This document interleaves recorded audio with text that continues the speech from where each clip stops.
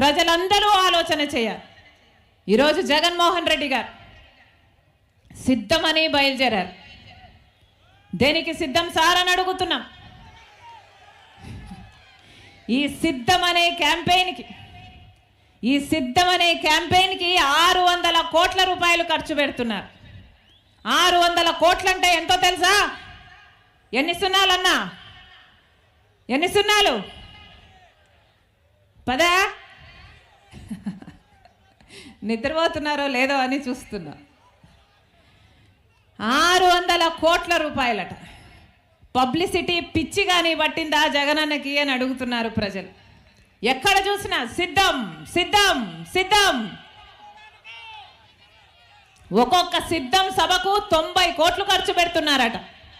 Congress party నాయకులే చెప్తున్నారు మాకు 90 కోట్లు ఖర్చు అవుతుందమ్మా అని. దేనికి దేనికి సిద్ధం సార్?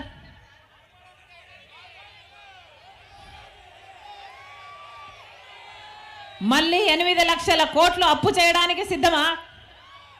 మళ్ళీ బీజేపీ పార్టీతో అక్రమ పొత్తు పెట్టుకోవడానికి సిద్ధమా? మళ్ళీ ఆ బీజేపీ పార్టీకి మన ప్రత్యేక హోదాను, మన పోలవరంను, మన రాజధానిని, మన వైజాగ్ స్టీలను తాకట్టు పెట్టడానికి సిద్ధమా?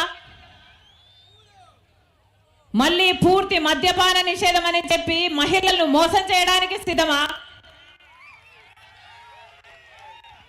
మళ్ళీ 2,30,000 ఉద్యోగాలు, ప్రభుత్వ ఉద్యోగాలు ఖాళీగా ఉన్నాయి, నేను వాటిని భర్తీ చేస్తాను, ప్రతి సంవత్సరము జాబ్ క్యాలెండర్ ఇస్తాను, మెగా డిఎస్సి 23,000 ఉద్యోగాలతో వేస్తానని చెప్పి యువకులను మళ్ళీ మోసం చేయడానికి సిద్ధమా? రైతులకు 3,000 కోట్లతో ధర స్థిరీకరణ నిధి ఏర్పాటు చేస్తామని చెప్పారు. మళ్ళీ రైతుల్ని మోసం చేయడానికి సిద్ధమా? దేనికి సిద్ధం? ప్రజలను మోసం చేయడానికి మీరు సిద్ధమైతే ప్రజలు మీకు బుద్ధి చెప్పడానికి, మిమ్మల్ని ఇంటికి పంపడానికి ప్రజలు కూడా సిద్ధం.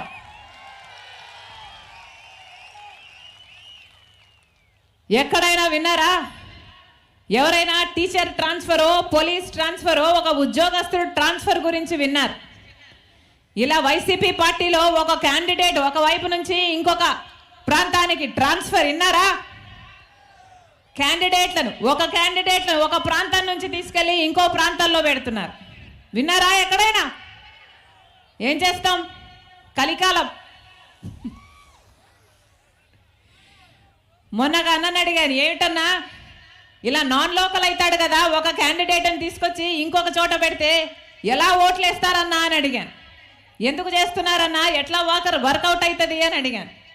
అంటే ఆయన ఏం చెప్పాడో తెలుసా? ఏం చేస్తాం తల్లి, ఇప్పుడున్న క్యాండిడేట్లేమో మాఫియాలు చేశారు, ల్యాండ్ మాఫియా, లిక్కర్ మాఫియా అని బ్రహ్మాండంగా సంపాదించుకున్నారు. ఇప్పుడేమో ఆ క్యాండిడేట్లకి అక్కడ అసమ్మతి ఉంది, అక్కడ ఓట్లేసే పరిస్థితి లేదు జనాలలో. కానీ ఇప్పుడు ఆ క్యాండిడేట్లకు మేము టికెట్ ఇవ్వకపోతే ఆ క్యాండిడేట్ ఇంకొక పార్టీలో చేరతాడు, ఆ డబ్బు ఖర్చు పెడతాడు. మాకేమో డబ్బు కావాలి, క్యాండిడేట్ అక్కడ నిలబడకూడదు. మరి ఏం చేస్తాం తల్లి, ఆ క్యాండిడేట్ని తీసుకెళ్ళి ఇంకో చోట పెడుతున్నాము అన్నారు.